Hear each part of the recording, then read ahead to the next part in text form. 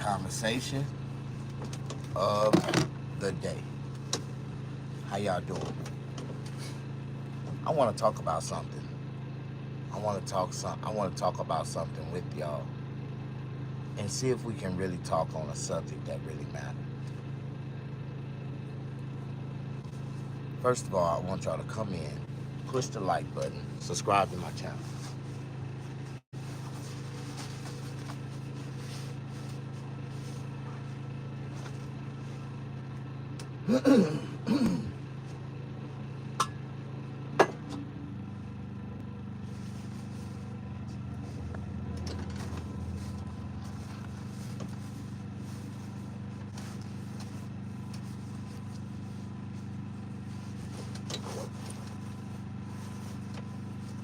This discussion is going to be real deep. I'm talking about real deep. So deep it might it might make you feel some type of way. I like to talk about things because these are the type of things that really matter to me, my family, my life, the things that happen to the history of America that happened to me. How you doing? Push that like button. Come on in. It's that time to discuss, have a discussion that a lot of people don't want to talk about. Are you with me?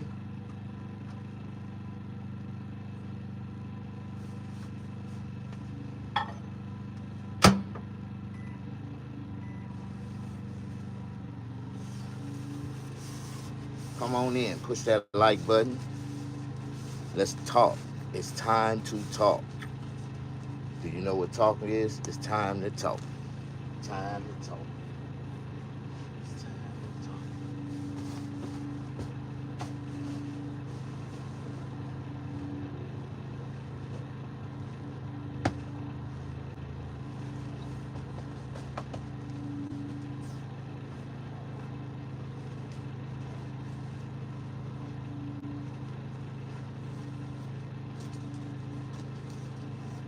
Come on in. Push that like button. Be my friend. It's time to talk.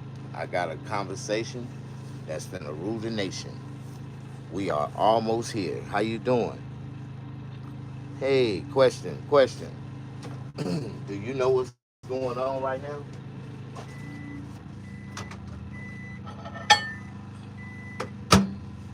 All right. Now it's time. Whew. All righty. How y'all doing? Push that like button. Come on in. We finna talk about something that really matters. Conversation finna rule the nation. Y'all in? Y'all here? Okay. Do anybody have family members that fought in World War II? Because we're gonna talk about the things that's really important. Okay, my great grandfather fought in World War II. My grandmother's father.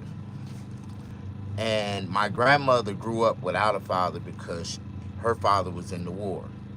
Her and her sister was without a father. So my grandfather's brother and wife raised his children. When my grandfather came back from the war, he was screwed up in the head, really screwed up. And my grandmother had one son, a grandson, and he went to the military. He went to Vietnam. He came back from the war, and he was screwed in the head.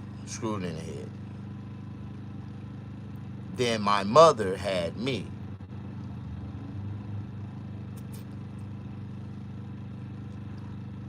I went to Iraq. I came back screwed up in the head. So we're going to talk about history and how my generation, my family, we don't have any more males.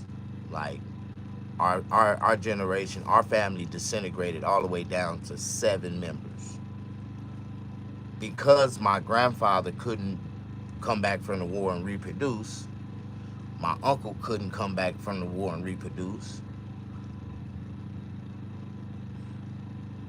My my my my mother and aunties ended up on crack cocaine. They couldn't reproduce. It's like people don't understand how do you say, ever since after World War II,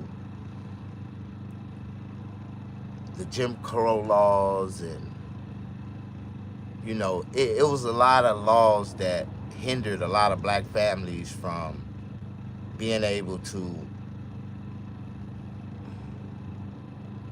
take advantage of economic wealth. And because of the military, my grandfather, he didn't apply for GI bills. He didn't get a home loan. He didn't get no type of, assistance from the military. Even at the end, he was, struggling at the VA trying to get help. He never got help. He never got help. Actually, he lost both of his legs. He got his legs amputated. And my grandmother, ended up taking care of him to the day he died. And he did get a military honorable. He did get a military honorable funeral. They paid for his casket. They paid for his casket. But our family still had to bury him at our expense. They didn't pay for his funeral.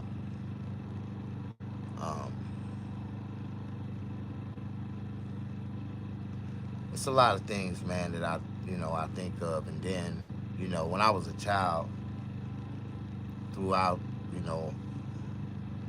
all the crazy stuff that I experienced, you know what I mean? Yeah.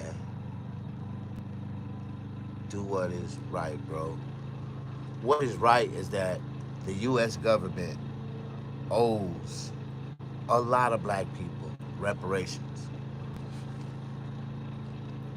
And it goes back all the way back to slavery.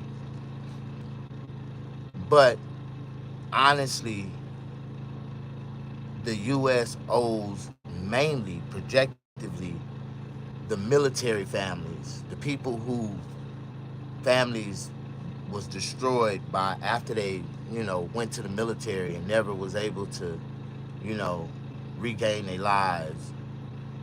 History speaks for itself. They know who was able to get out and do things for their family, do things for life, buy homes. To buy a home, you gotta have some type of knowledge and intelligence to understand the process. You know what I mean? Hey, what's up, Tay? How you doing? How are y'all? Michael, I'm trying to see. I don't recognize nobody else that's in the feed right now, but come on in.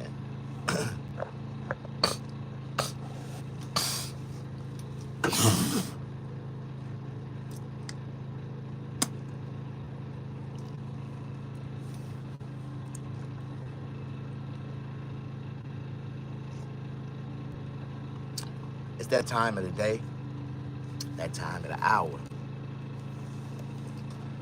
Trump is talking about paying black people reparations, black families, reparations from World War II.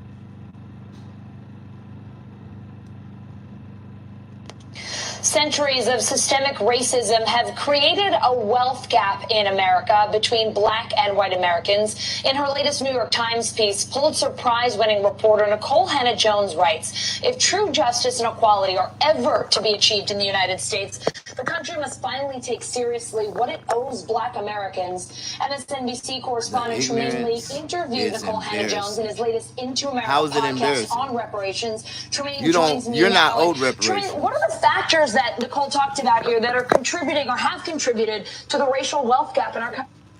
You're not sleeping on the streets because your family fought in the military. You fought in the military. You're not owed reparations. So ignorance is the people who don't understand what reparations is for. You know what I mean? But we're gonna watch this video right here. And if once you listen to this video and watch this video, it's gonna open your mind up to the, thought, a possibility of if the government paid black people reparations, how would it affect America? You know what I mean? See, a lot of people want to see black people suppressed and systematically held down. Y'all don't see that the system hold us down because y'all don't understand what the system is. But we're going to watch this video right here. It's just a few minutes long. Owes black Americans. MSNBC correspondent Tremaine Lee We're gonna go all the way to the beginning. I like this video right here. I watched it already and I want y'all to watch it with me. We're gonna dim the lights and we're gonna watch this video right here. Centuries of systemic racism have created a wealth gap in America between black and white Americans. I want y'all to tell me. In her latest New York Times piece, Pulitzer Prize-winning reporter Nicole Hannah-Jones writes, if true justice and equality are ever to be achieved in the United States, the country must finally take seriously what it owes black Americans. MSNBC correspondent Tremaine Lee interviewed Nicole Hannah-Jones in his latest Into America podcast on reparations. Tremaine joins me now. And Tremaine, what are the factors that Nicole talked about here that are contributing or have contributed to the racial wealth gap in our country? Hey, Allison, more than just contribution, the actual source, the root of the wealth gap goes back to shortly after emancipation, when the entire, enslaved population, formerly enslaved population, really were pushed out with absolutely nothing, starting from ground zero. And even though the government had promised some restitution in 40 acres and a mule, those promises fell through. And in fact, the former, plantation owners were given back that land that had been promised to enslaved people. But then after that, decades and decades of Jim Crow laws, lack of access to jobs, depressed housing values, on and on, up from after emancipation through Reconstruction, Redemption, into the 50s and 60s. All of these contributing factors, including the actual violent dispossession of wealth, the actual bombing of Black Wall Street, the actual burning and looting of Black communities all across the country, and that land and that wealth and resources were never returned. So how do we begin to close the gap between black and white Americans, and what would closing that gap mean for black Americans, their future, their economic security?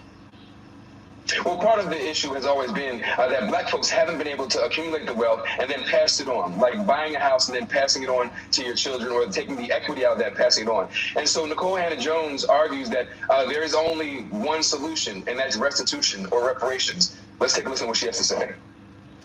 Imagine this. Tomorrow morning, the United States announces that every black American is entitled to $151 million in reparations. Not just a symbolic gesture, but actual life-changing wealth, deposited directly into the hands of those whose ancestors built this country for free. Sounds like a dream, right? Well, by the end of this video, you'll not only understand why this is entirely possible, but also why every black American should never pay taxes again. Yes, you heard that right. Never pay taxes again. Y'all heard that right. No black person in America should ever have to pay taxes ever again. And it's a real reason why. A lot of people think, oh man, black people, they gotta pay like everybody else. We built this country. We've been paying taxes all our lives, and for programs and systems where all that money been going into that we don't benefit shit from. We don't get nothing but food stamps, and people like me who we don't even get food stamps. So, man, we can talk about this, or we can make an argument about this all day. But I'm a black man in America right now. Been living in America almost 50 years. And right now, I own my own business. And I'm working hard as I can every day in my life. And I still don't qualify to buy a home. I would never be able to qualify to buy a home if the system stays the way that it is right now. And it's fucked up because I work hard. I can make my payments. I will be able to, you know, do what I need to do. But the bank won't qualify me for a loan. Won't give me, you know, a loan. So I want to talk about this personally because I'm living, I gotta sleep in an RV on the streets right now, and I own a business, and no matter how hard I work, it still ain't enough. I would never have enough. Every month I gotta pay out, so it's like, why in the fuck is black people having to struggle to fucking make it? Because I don't have nothing. My grandparents passed away, they didn't have nothing. My mother and them, they ain't got nothing. Like, so our family is, we living below $12,000 a year per person, and it's okay because you got people out here living, you know, middle class families making $250,000, $350,000. They got brand new cars, brand new houses in the driveway. I'm almost 50 years and I ain't never been able to buy a brand new car. I never will be able to buy a brand new car. And I'm living in America right now, and I got my own business. I'm working hard as fuck in California, and I would never qualify. I'll be able to own a RV. That's why I'm trying to buy me some land and build a homeless shelter, because I'll be able to own that. You know what I mean? Like, I'll be able to own the land, and as long as I promise the government that I don't put none of my buildings on the ground, I won't have to pay them no property taxes. Yeah, so it's like, I need y'all to help me. If nothing else, help me get me a piece of land so I can just be free in America. I won't build no house on it, because if I build a house on it, I have to pay American taxes, property taxes and all that. I just want to buy me a piece of land where I can just live on my land. You know what I mean? That's all I can do in America. I'm a black man, like me. Like, and I know a million other black men that's just like me. We would never be able to own nothing if the system is the way that it's built now. Like, so we're gonna watch this video a little bit more. Stay with me. The numbers, the history, and the moral argument. Check this out. Those whose ancestors built this country for free. Pass it on, like buying a house and then passing it on to your children, or taking the equity out of that, passing it on. And so Nicole Hannah-Jones argues that there is only one solution, and that's restitution or reparations. Let's take a listen to what she has to say. Imagine this. Tomorrow morning, the United States announces that every black American is entitled to $151 million in reparations. Not just a symbolic gesture, but actual life-changing wealth, deposited directly into the hands of those whose ancestors built this country for free. Sounds like a dream, right? Well, by the end of this video, you'll not only understand why this is entirely possible, but also why every black American should never pay taxes again. Yes, you heard that right. Never pay taxes again. Stay with me, because the numbers, the history, and the moral argument are all on our side. Let's start with a simple yet powerful question. What if reparations were the key to solving the racial wealth gap once and for all? Right now, the median wealth of a white family in America is nearly 8 times higher than that of a black family. 8 times. That's not a gap, that's a canyon. And this disparity didn't happen by accident. It's the result of centuries of systemic exploitation, starting with slavery and continuing through Jim Crow laws, redlining, and discriminatory practices that persist to this day. But what if we could change that narrative? What if we could give every black American the financial freedom they deserve? Hello and welcome to the Chronicles of Blacks, a channel where we delve into the deep tapestry of black history. Please subscribe to our channel as we continue our fight for justice as blacks. Here's the shocking truth. Reparations aren't just a moral obligation, they're a financial necessity. Let me break it down for you. The total economic value of the labor stolen during slavery is estimated to be around $6.2 trillion in today's dollars. That's not even accounting for the generational wealth that was stolen through segregation, discriminatory lending practices, and economic disenfranchisement. Reparations could close the racial wealth gap overnight, but more importantly, they would finally begin to address the economic harm inflicted on Black Americans for generations. Now, here's where it gets even more interesting. By the end of this video, you'll know exactly why reparations of this magnitude could mean that Black Americans should never have to pay another cent in taxes. Think about it. If the government owes you $151 million, how could they possibly justify taxing you on top of that? The numbers don't lie, and the math is simple. What Black Americans are owed far exceeds any amount they've paid in taxes or will ever pay in their lifetimes. But before we dive into the tax implications, let's talk about why this issue is so urgent.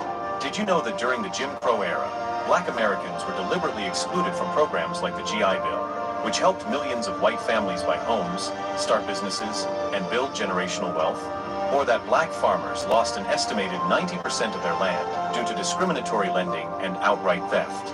These weren't isolated incidents. They were part of a calculated system designed to keep Black Americans economically disadvantaged. Here's a quick example. Redlining, the practice of denying loans to Black families based on where they lived, didn't just block access to homeownership. It robbed entire communities of the opportunity to build wealth. And the effects are still felt today. Black families are far less likely to own homes, which means they miss out on one of the most significant sources of generational wealth in America. And yet, despite all of this, Black Americans have contributed billions in taxes, funding a system that has historically worked against them. This is why reparations aren't just about writing a check, they're about justice. They're about finally acknowledging that the economic inequality we see today is a direct result of policies that were designed to oppress. And they're about leveling the playing field so that every Black American has the opportunity to thrive. Imagine the possibilities. $151 million. So, do y'all think that that's a bad thing, or do you think that Black people, real Black people, ain't owed that? Like they don't supposed to, the government shouldn't pay reparations to Black people because of what? Why do you say reparations? I'm just trying to figure it out. Like a lot of people try to say that we, let me see, what it,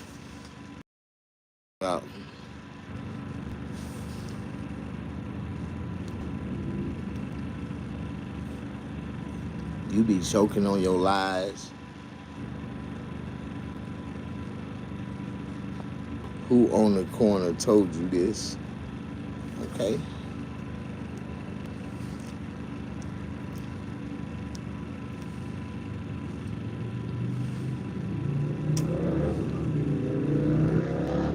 I like people like you. We're gonna skip to the next comment. Do what is right, bro. How are you? Shout out. What's up, Tay? What's up, Sancho? The ignorance is embarrassing.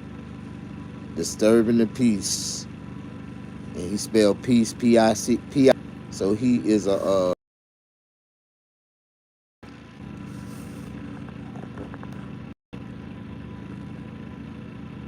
highlight your channel.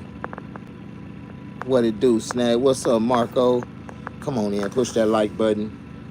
We are watching this video about reparations, and I was just, you know, in a conversation with people talking about how Black people and why Black people are owed reparations, and a lot of people don't. And I'm just trying to see if they agree or if they disagree that Black people are owed reparations. You know what I mean? But you know, some people don't want to get into this conversation because, you know, they feel like you know, he was in World War II, so I would be one. I would qualify. See, that's what a lot of people wouldn't understand. A lot of people wouldn't qualify. They don't even have a history to go back that far to get reparations for the government. But see, I'm the last dying descendant of my family that know the history. Got reparations. You know, he went to World War for the war and came back messed up fucked up in the head, man. He told me all kind of crazy stories. He was a POW. They caught him and he had to sit in a hole in the ground and shit and catch his shit and fry it and eat it. You know, he had to re-eat his shit. Like, my grandfather was a POW, and he came back fucked up in the head. So we gonna watch this, and this is where this should get real interesting. In reparations could mean financial freedom for millions of families. It could mean home ownership, education, entrepreneurship, and the ability to invest in future generations. And yes, it could mean no longer paying taxes to a system that has failed to deliver on its promises of equality and opportunity. So, here's what I want you to think about as we move forward. If the U.S. government can find trillions of dollars to fund wars, bail out corporations, and give tax cuts to billionaires, why can't it find the money to repay the debt it owes to Black Americans? And more importantly, how can we make sure that this conversation doesn't just stay hypothetical, but becomes a reality? Yeah, like, if they can come up with all this money and send billions and trillions of dollars overseas to overseas for wars, why they can't pay black people reparations? Why they can't pay the black people that's truly owed reparations? Huh? Is that a discussion y'all don't want to talk about? Y'all don't want to talk about reparations, huh? Y'all don't feel like black people is owed reparations. That's what it is. Y'all feel like black people is owed reparations.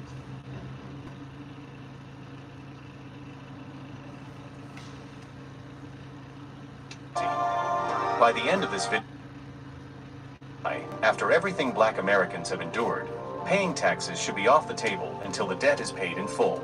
Stick around. This is just the beginning. The case for reparations isn't just about righting historical wrongs. It's about addressing a financial imbalance that Black Americans have been forced to carry for generations. But here's the twist. Reparations don't just level the playing field. They make the case that Black Americans should be exempt from taxes altogether. Let's break it down. First, let's talk about the tax burden that Black Americans shoulder. Right now, Black households contribute billions of dollars annually to federal, state, and local taxes.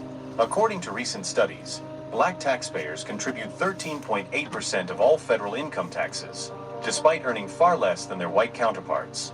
Think about that for a moment. A population that has been historically excluded from wealth-building opportunities is disproportionately funding a system that has worked against them for centuries. Now, let's look at this through the lens of reparations. If each Black American were entitled to $151 million in reparations, the government would effectively owe them far more than they've ever paid, or will ever pay in taxes. Let's say a typical Black household pays around $10,000 in federal and state taxes annually. Over a lifetime, that might add up to $400,000 to $500,000 in taxes. Still a drop in the bucket compared to the $151 million owed in reparations. The numbers make it clear. Black Americans are not just taxpayers, they're creditors. And the debt owed to them isn't hypothetical. It's real, quantifiable, and long overdue. But the argument goes deeper than just the numbers. Taxes are supposed to fund services and systems that benefit the people who pay them. For centuries, however, Black Americans have been taxed to fund systems that actively excluded or oppressed them. Let's take a historical example. During the Jim Crow era, Black Americans were required to pay taxes just like everyone else, yet they were denied access to the very schools, hospitals, and public services their taxes funded. In fact, much of the infrastructure in the South was built with tax dollars from Black citizens who were barred from using those same facilities. This isn't just inequality, it's theft. And it didn't end with Jim Crow. Even today, Black Americans face systemic barriers that diminish the value of their tax contributions. Consider property taxes, which fund public schools. Because of redlining and segregation, Black families are more likely to live in areas with lower property values, resulting in underfunded schools. This creates a cycle where Black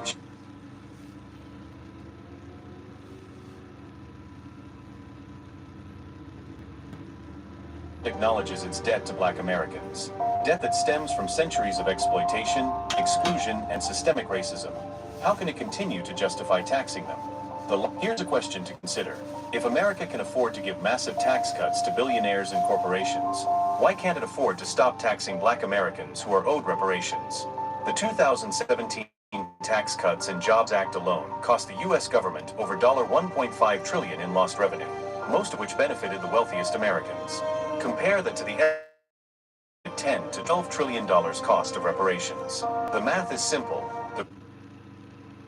Easy nights call for easy dinner ideas, but not all frozen meals are delicious. I love the bird's eye fillet Alfredo chicken because it's warm and it's ready in 20 minutes. With the low-priced frozen meals out there, take over an hour to make and they don't taste as great. You can find the bird's eye fillet in the frozen meals aisle. Amanda Riley was a mother, wife, speaker at her church. Everybody loved.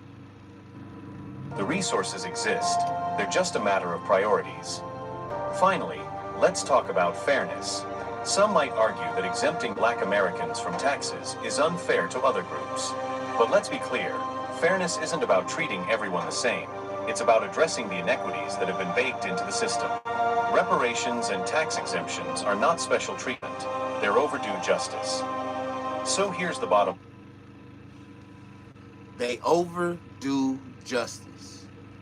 So if black people was to be able to get paid reparations, you know where that would take us to? They're not going to give us $150 million at one time, but they're going to pay us out in $150 million in overtime. But we'll automatically qualify for a home loan. We'll be able to buy a home. We'll be able to start a business. The economy will shoot through the roof. You know what I mean? Our kids will be able to get a better education.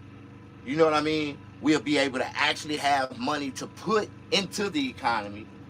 Man, it would really even the playing field if, just imagine, if half of the black people right now, because only half of the black people in America is going to qualify for reparations. If you don't have the history, and real talk, the data, the history is in the computer, is in the data, it's already here. They know who they gotta pay out. And they really been trying to kill a lot of them off during the COVID. Like, they killed a lot of them off. Like, they killing a lot of them off right now with the bird flu. Like, it's really like, you know I'm one of the dying descendants, or one of the last descendants, that if reparations is ever paid, that I would really receive it for my great-grandfather. And that's just 2 generations back for me. You know what I mean? I'm a third generational of Jim Crow slave, you know, kid, man. Like I tell everybody, I was born in the 70s. I'm lucky. I'm who I am. I know what I know. I actually lived in the bedroom with my great-grandfather for about 8 years before he passed away. And he had a lot of history that he passed down to me about him going to the war, about him not being able to come back and getting his life back together, how he was, you know, in and out of different crazy mental institutions and all kind of shit like that. And he ended up being taken care of by his same daughter that he went to the war and left behind and didn't even raise. And the military didn't pay my uncle, give him no benefits for having his 2 children, raising his 2 children. My grandmother was raised by my grandfather's brother, baby brother, which was too young to go to the army or to the military during the war. And as he grew up, he raised his two daughters. Him and his wife raised his 2 daughters. And his wife couldn't even have kids because she got raped when she was by the Ku Klux Klan when she was a baby. My great grandfather's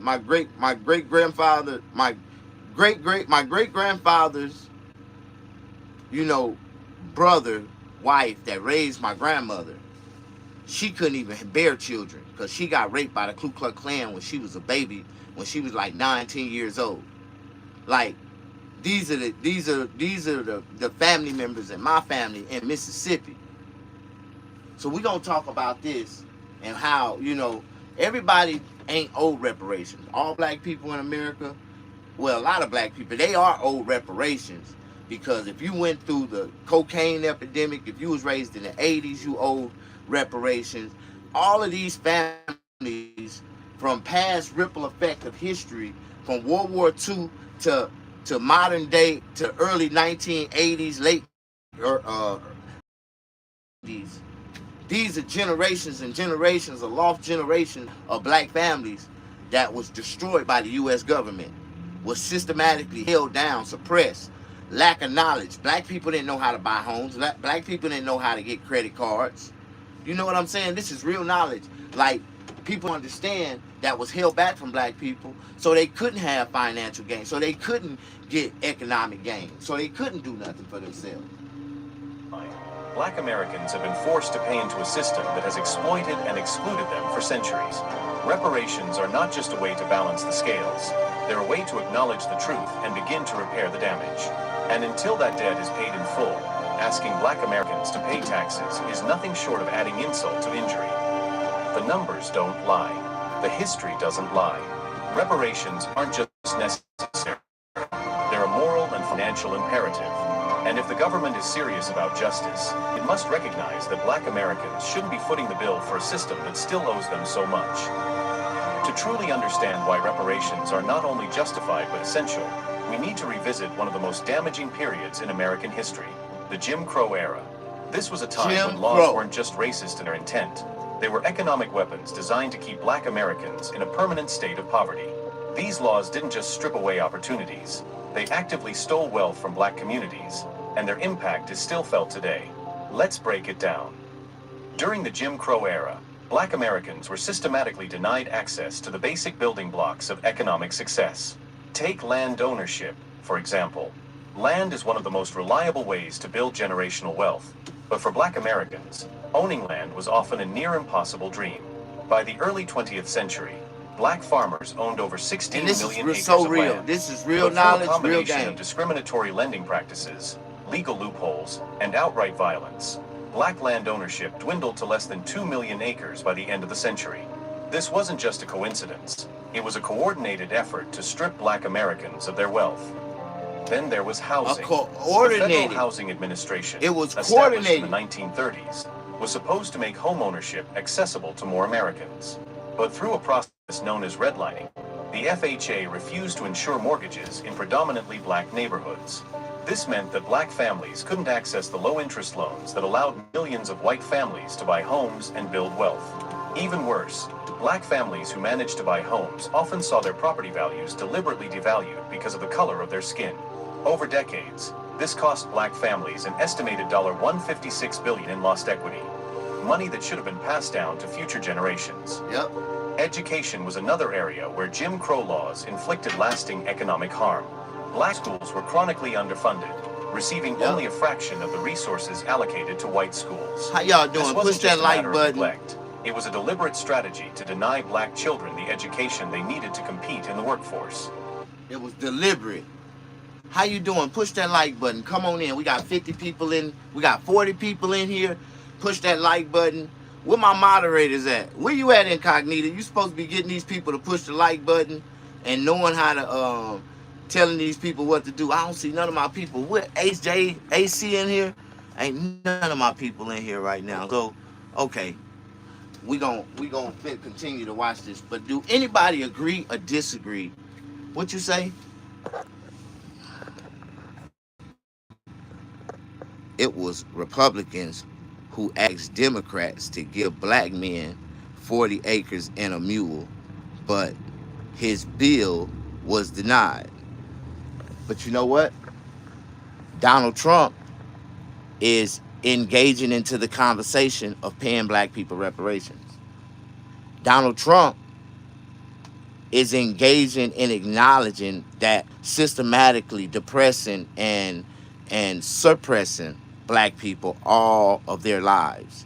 Like, Donald Trump is really bringing to the acknowledgement of the system. And this is why it's so important for Elon Musk and all these people. I just wish that the only reason why the playing field is not really even, out of all those billionaires, there's not one black billionaire in that group.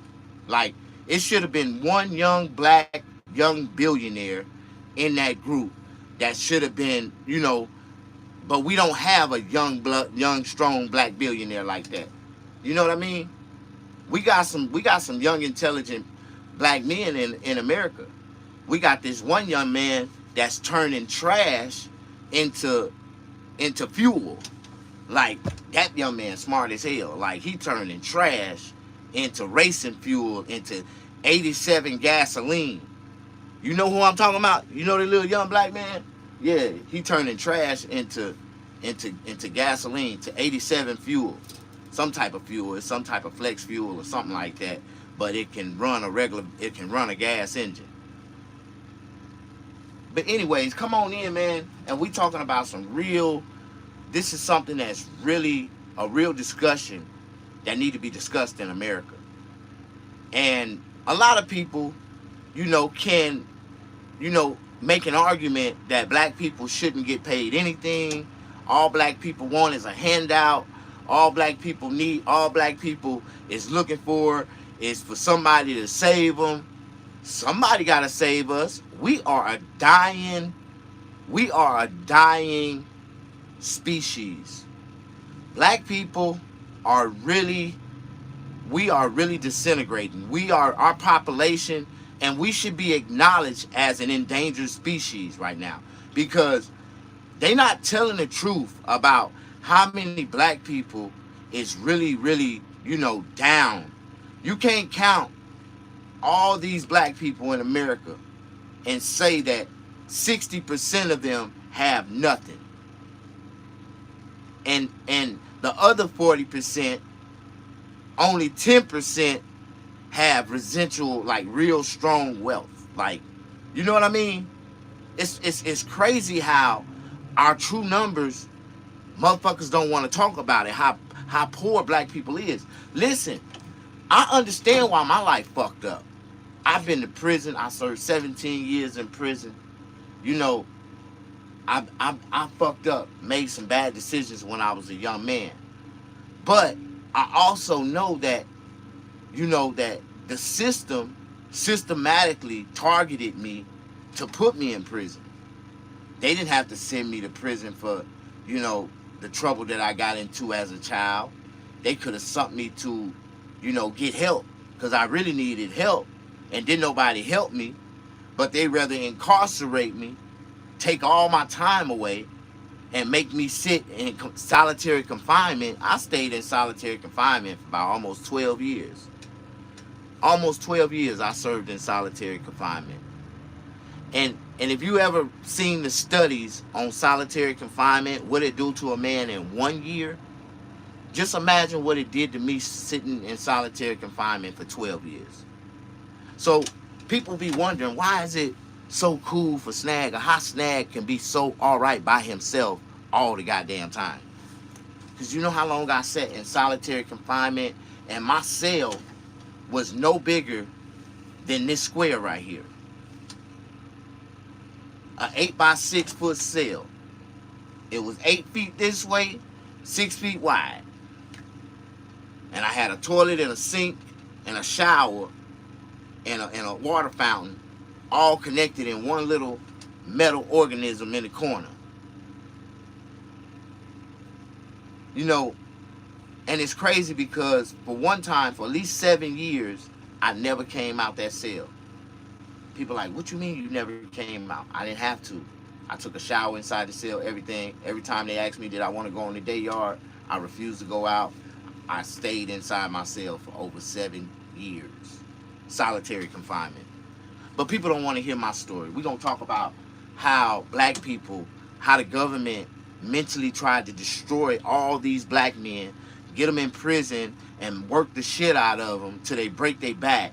Then psychologically coerce them to end up taking psychological medications, and they destroy their mind, and they slobbing out the mouth, don't even know their real name. And these were some of the most intelligent black men that ever existed in our society. But when they got incarcerated, the system destroyed their minds, you have to destroy a man's mind in prison in order for him to be confined in prison. Like, how do you think these niggas just sit in that controlled environment if it wasn't, man, prison break motherfuckers, man. Y'all really don't understand. Most of the people that go to prison, they psychologically, how do you say, they coerce them to get on psychological medications to make their time a little easier. not knowing that the medication that they feed them is slowly deteriorating their brain, turning them into zombies. Like, and then they try to turn around and force the medication on them when the patient be like, man, I don't want to take that medicine no more. I think I'm all right. No, you need to take the medicine. You ain't gonna never be all right unless you take the medicine. And they constantly be feeding them psychological medication. And they start hitting them with the needle, shooting them up. Then they slobbing out the mouth. They don't know their name. They can't talk. They don't know what's going on. They don't know what time it is, what time of the day it is. How do I know all this happened? Because it happened to me. They tried to kill me in prison. They tried to destroy my mind. They tried to destroy me as a human being. Man, hit that like button, man, if y'all can. We gonna finish watching the reason why black people should get paid reparations. Even when black families paid taxes to support public education, those dollars were funneled into schools that excluded their children. The result? Generations of black Americans were locked out of higher-paying jobs and career opportunities. But the economic oppression didn't stop with education. After World War II, programs like the GI Bill helped millions of veterans buy homes, start businesses, and attend college. But black veterans were largely excluded from these benefits. Southern officials ensured that black soldiers returning from war were denied access to the programs they had fought to earn. This robbed black families of the chance to use these benefits to build wealth, while white families used them to catapult into the middle class. Even black entrepreneurs faced systemic barriers. Many cities had laws that restricted black-owned businesses from operating in certain areas, effectively cutting them off from lucrative markets. In cases where black businesses thrived despite these obstacles, they were often targeted for destruction.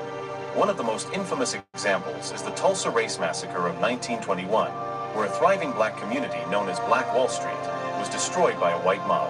In a single night, hundreds of lives were lost, and an estimated $200 million in today's dollars was wiped out. And let's not forget the role of the criminal justice system. During the Jim Crow era, black Americans were disproportionately arrested and convicted for minor or fabricated offenses, then sentenced to hard labor in prison camps. This wasn't just about punishment, it was about profit. The convict leasing system allowed states to lease incarcerated black men to private companies, essentially continuing the practice of slavery under a different name. This forced labor not only denied black men their freedom, but also deprived their families of breadwinners and economic stability. These injustices weren't isolated incidents. They were part of a systemic effort to maintain white supremacy by keeping black Americans economically disadvantaged. And while the Jim Crow era officially ended with the civil rights movement, its legacy lives on. Today, black Americans still face significant barriers to wealth building, from discriminatory lending practices to wage gaps and employment discrimination. The racial wealth gap we see today isn't a fluke.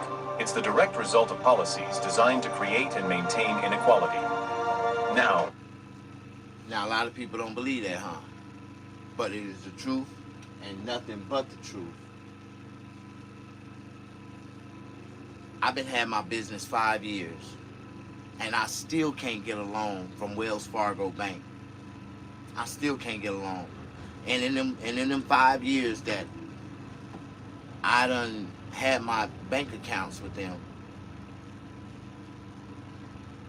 I know for a fact I done deposited over $100,000, and they still won't give me a $5,000 loan.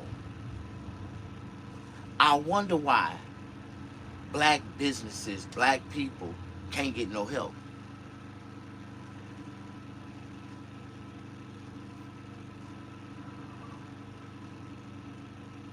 See, I'm speaking from a real standpoint. I own a business. I operate my business. I do everything by the book, by the bank.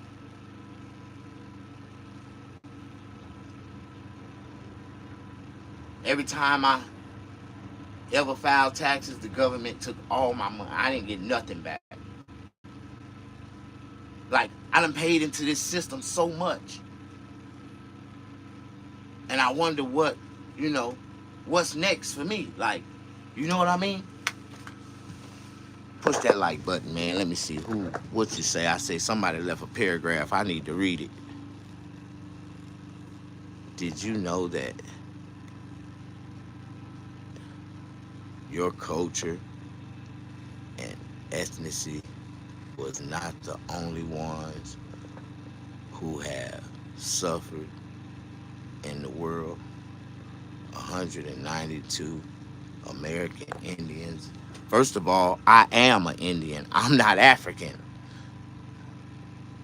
I am not African. They just put us in the category of black. We black people, brown people. First of all, my my my my great grandmother was a Choctaw Indian, 100% Choctaw, pure breed, beautiful, white skin, light skin, like Creole, Indian, Choctaw. And that was the woman that my great grandfather had two children by, my grandmother. So if my great grandmother was 100% Choctaw, that make my grandmother 75%. That make my mama 50%. What that make me? I'm 50% too.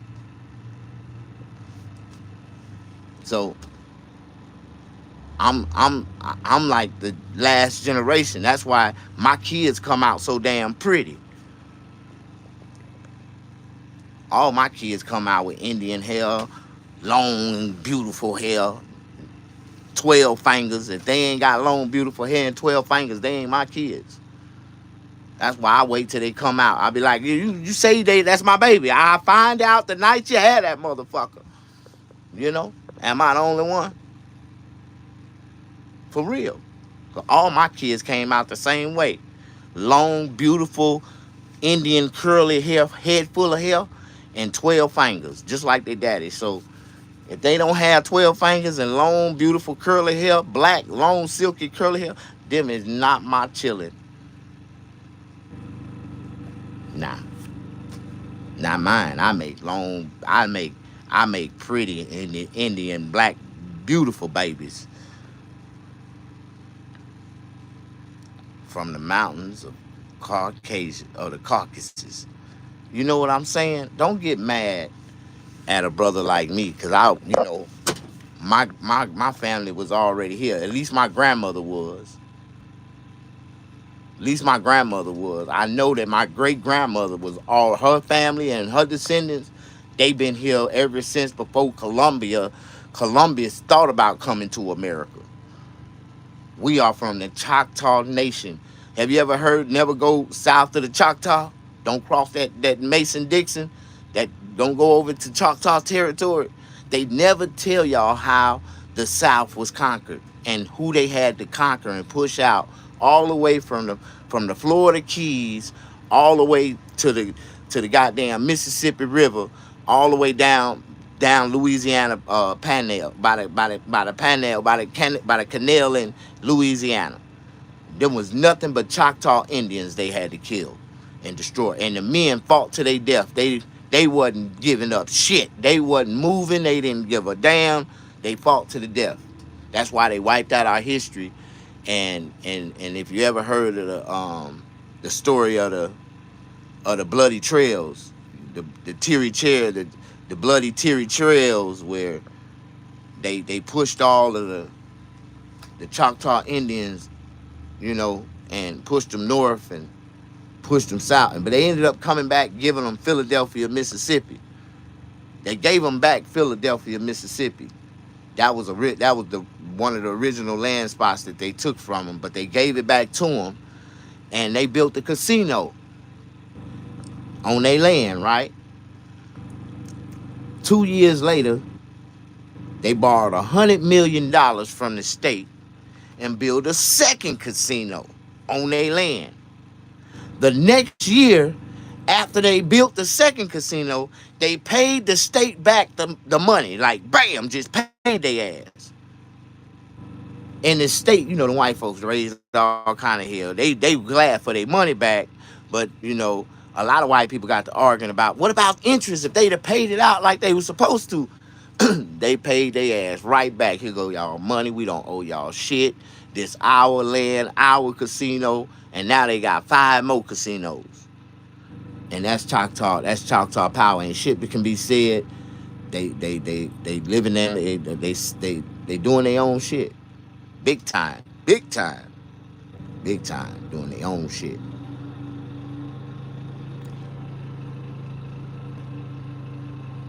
Much love from Corpus Christi. Oh, Corpus Christi, Texas. I've been through Corpus Christi. They rich as fuck down there now. Yep. Go work on the res there. I saw a documentary on that.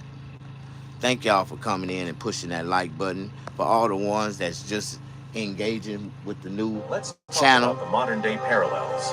While Jim Crow laws are no longer on the books, I just want y'all to know I'm one of the oldest YouTubers on YouTube. Black Americans. For example, predatory lending disproportionately targets black borrowers, charging them higher interest rates and fees than their white counterparts, even when they have similar credit profiles. This has resulted in black families losing billions of dollars in wealth through foreclosures and excessive interest payments. Wage inequality is another area where the legacy of Jim Crow persists. On average, black workers earn about 75 cents for every dollar earned by white workers, and the gap is even wider for black women. This disparity isn't just about individual paychecks. It's about a lifetime of lost earnings, reduced retirement savings, and diminished opportunities for future generations. Even in the realm of taxation, the disparities are glaring. Black Americans are more likely to face audits and penalties from the IRS, despite earning less than white taxpayers. In some states, black homeowners pay higher property taxes than white homeowners in similar neighborhoods. This means that black families are not only earning less, but also paying more into a system that continues to work against them. So, what does all this mean for reparations? It means that the debt owed to black Americans isn't just about slavery. It's about the cumulative impact of centuries of systemic oppression, from Jim Crow to modern-day discrimination. Reparations aren't just about making up for the past. They're about addressing the present. They're about acknowledging that the economic harm inflicted on black Americans didn't end with slavery. It evolved, and it's still happening today. This is why reparations must be comprehensive. They can't just be a one-time payment. They must include structural changes to address the systemic inequalities that persist. And they must recognize that the economic debt owed to black Americans far outweighs any taxes they've ever paid. Until this debt is paid in full, asking black Americans to contribute to a system that has historically excluded them isn't just unjust, it's immoral. The bottom line is this: the legacy of Jim Crow isn't just history, it's an ongoing reality. Reparations are about more than money, they're about justice. They're about repairing the harm that's been done and creating a future where black Americans can finally build the wealth and opportunities they've been denied for far too long. It's time for America to face this truth and take action. The conversation about reparations isn't just about acknowledging the past. It's about taking bold steps to correct centuries of systemic injustice. But beyond the moral argument lies a practical one. Reparations aren't just the right thing to do, they're the smart thing to do. By addressing the racial wealth gap, America has the chance to not only repair its past, but also build a stronger, more equitable future. Let's unpack the case for reparations and why they must come with a tax exemption for black Americans. First, the moral argument is undeniable. For centuries, black Americans have been exploited, excluded, and oppressed, yet they've continued to contribute to the economic growth of this country. From unpaid labor during slavery to paying taxes into systems that excluded them, black Americans have given far more to this nation than they've received in return. Reparations aren't charity, they're justice. They acknowledge that the wealth and power of the United States were built, in large part, on the backs of enslaved Africans and their descendants. But morality alone isn't enough to create change. So let's talk about the economic argument. Reparations, if done correctly, would inject trillions of dollars into the economy, benefiting not just black Americans, but the nation as a whole. Imagine millions of black families suddenly having the resources to buy homes, start businesses, and invest in education. The ripple effects would be transformative. Studies show that reducing the racial wealth gap would significantly boost the GDP, create jobs, and stimulate economic growth. In short, reparations aren't just good for black Americans, they're good for America. Now, let's address the elephant in the room: taxes. If the government recognizes that it owes black Americans $151 million each in reparations, how can it justify continuing to tax them? The logic is clear. Until the debt is paid in full, Black Americans shouldn't have to contribute to a system that has historically worked against them. This isn't just about fairness, it's about accountability. By exempting Black Americans from taxes, the government acknowledges that the financial contributions of Black citizens have already exceeded their fair share. It's a tangible way to begin repairing the economic harm caused by centuries of systemic racism. Think about what this would mean for Black families. The average American pays about 30% of their income in taxes. For Black Americans, eliminating that tax burden would free up billions of dollars annually. That money could be reinvested into Black-owned businesses, used to pay off debt, or saved for future generations. In essence, a tax exemption isn't just about financial relief, it's about empowerment. It's about giving Black Americans the resources to build wealth on their own terms. And let's not forget the historical context. For centuries, Black Americans have been forced to pay into systems that excluded or actively harmed them. During the Jim Crow era, Black taxpayers funded schools, hospitals, and public infrastructure that they were barred from using. Even today, Black communities are disproportionately taxed through practices like predatory fines and fees, all while receiving fewer resources in return. A tax exemption acknowledges this history and begins to level the playing field. But beyond the economic and moral arguments lies a bigger question. What kind of country do we want to be? Reparations and tax exemptions aren't just about righting past wrongs. They're about building a future where justice and equality are more than just ideals. They're about creating a society where everyone has an equal opportunity to succeed, regardless of their race or background. And they're about showing the world that America is willing to confront its past to create a better future. Here's the bottom line. Reparations are about more than money. They're about acknowledging the truth, repairing the harm, and creating a future where Black Americans can finally thrive. And a tax exemption isn't just a financial benefit, it's a statement. It says, we see the harm that's been done, and we're committed to making it right. Now, it's up to us to keep this conversation going. Reparations and tax exemptions won't happen overnight, but change starts with awareness and action. 5. To repay the debt isn't just morally right, it's a matter of national integrity. Logic doesn't hold. If you owe someone money, you don't turn around and demand that they pay you more. Instead, you settle the debt. Exempting Black Americans from taxes until reparations are paid isn't just a financial argument, it's a moral one. It acknowledges that the contributions of Black Americans to this country have already far exceeded their fair share. From the unpaid labor of enslaved Africans that built America's wealth, to the taxes they've paid into systems that excluded them, Black Americans have more than earned their right to tax relief. And let's not forget the broader economic impact. Eliminating the tax burden for Black Americans, even temporarily, would free up billions of dollars annually that could be reinvested into Black communities. This money could fund Black-owned businesses, support educational opportunities, and help close the racial wealth gap. In essence, it's not just about giving back what's owed, it's about creating a foundation for future growth and prosperity.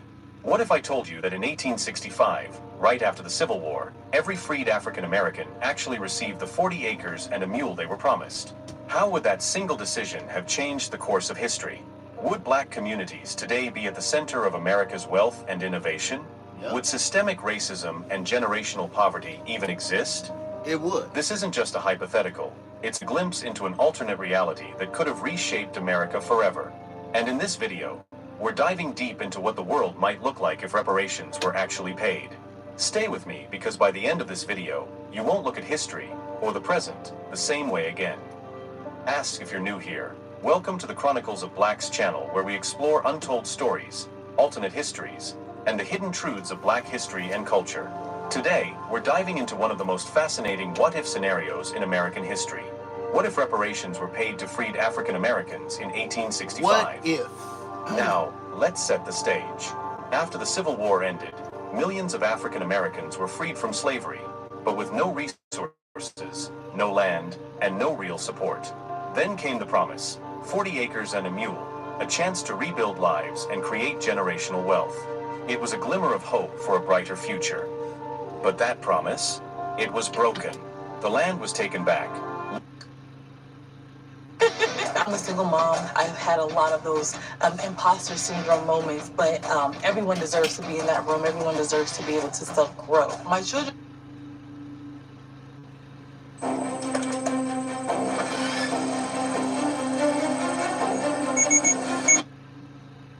Leaving freed slaves to fend for themselves in a system designed to keep them at the bottom. So, what if that promise was fulfilled? What if African Americans had been given the land and resources they deserved? How different would America look today? In this video, we're going to unpack the historical facts, crunch the numbers, and imagine the ripple effects of a world where reparations were paid. And I promise, the picture we'll paint will leave you speechless. Asterisk. Let's take a step back to 1865. The Civil War had just ended, slavery was abolished, and over 4 million African Americans were finally free. But freedom didn't mean opportunity. Most were left with nothing. No land, no money, no tools. In a country that had actively profited from their unpaid labor for centuries. Then came Special Field Order No. 15, issued by Union General William Tecumseh Sherman. This was the origin of the famous promise: 40 acres and a mule for every freed family. The idea was simple: give them the land they had worked on for generations, so they could build a new life. And for a brief moment, it actually started happening. Families were given plots of land along the coast in places like Georgia and South Carolina. Imagine the hope that must have sparked. But just months later, President Andrew Johnson reversed the order. The land was taken back and handed right back to former Confederate landowners. That broken promise marked a pivotal moment. Instead of building wealth and stability, freed African Americans were thrust into a system of sharecropping and exploitation that kept them trapped in poverty for generations. But here's the question we're asking today. What if Johnson hadn't reversed the order? What if reparations had been delivered as promised? What kind of ripple effect would that have had, not just for Black Americans, but for the entire country? Thank y'all for pushing that like button. Let's break this down and imagine what could have been if reparations were paid in 1865. Hello, dear viewers. We noticed from our analytics that we are having an international community of viewers. Please tell us where you are watching from in the comments section below. At the time, there were around 4 million freed African Americans. 4 million if each family received 40 acres of land, that would total over 160 million acres. To put that into perspective, that's nearly the size of California. Today, that land would be worth billions, possibly trillions, in generational wealth. But the real power of land ownership isn't just in the land itself, it's in what you can do with it. Imagine millions of Black families owning fertile farmland, starting businesses, and passing down wealth to their children. This would have created a foundation for thriving communities, economic hubs like Black Wall Street, but on a much larger scale and decades earlier. With land comes opportunity, the ability to secure loans, fund education, and build businesses. Instead of being systematically excluded from wealth-building opportunities like the Homestead Act or the GI Bill, Black Americans could have been leading the charge in shaping the modern U.S. economy. The racial wealth gap we see today, it might never have existed. Black-owned banks, universities, and corporations could have been among the most powerful institutions in America, helping to shape policies and drive innovation. And it's not just about individual wealth. Thriving Black communities would have contributed massively to the national economy, creating jobs, innovation, and cultural influence on a scale we can only imagine. But think about that. Just imagine if we had Black banks and all that stuff years and years ago. Black people was given financial literature years and years ago. How would the scale be today? That would be some amazing stuff. You know what I mean? Like, but that was the knowledge that they withheld from us. That was a lot of, you know, and even at that time, a lot of white people didn't understand it. But for the ones that did, they passed that knowledge down to the next, to the next, to the next. And people was able to buy homes and build, you know, buildings. And like Donald Trump family, you think about it, they've been building buildings in New York and all kind of shit, and getting loans to start all kind of bullshit for years and years, just going to the bank, getting all the money that they want. You know what I mean? Like, I just wonder what it feel like to be able to do them type of things in life. You know what I'm saying?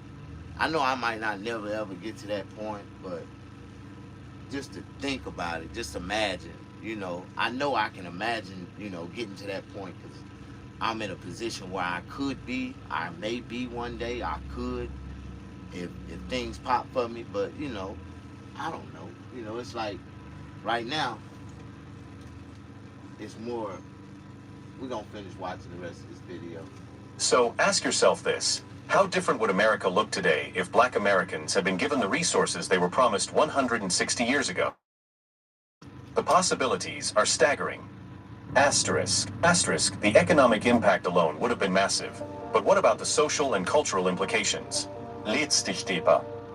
If reparations had been paid in 1865, the ripple effect on American society would have been profound. Think about it. Land ownership and generational wealth would have allowed Black families to build strong, self-sufficient communities. Schools, churches, and businesses could have been established without the constant threat of economic displacement or systemic oppression. Now imagine the social standing of African Americans in a world where wealth and influence were built over generations. Would segregation have taken hold the way it did? Would Jim Crow laws have been so effective if Black communities had the resources to fight back legally, politically, and economically? Consider this. Movements like the Harlem Renaissance, the Civil Rights Movement, and even the cultural dominance we see today in music, art, and sports, all of these might have been amplified. Black Americans wouldn't have just been surviving. They would have been thriving, creating even greater cultural, political, and economic contributions. Yep. And what about the perception of race itself? In a country where Black wealth and power were normalized from the start, the racial hierarchies that fuel systemic racism might never have solidified. The cultural implications are just as staggering. Jazz, hip-hop, literature, fashion, these aren't just art forms, they're cultural revolutions. Now imagine those revolutions being fueled by even greater access to resources and opportunities. Black culture, already a global force, could have been an unstoppable driver of innovation, not just in America but worldwide. Reparations wouldn't have just been about money. They would have been about dignity, opportunity, and breaking cycles of oppression before they even began. It's a vision of what could have been, and what might still be possible in the future. Asterisk, let's take a moment to zoom out and think about the long-term effects on the entire country.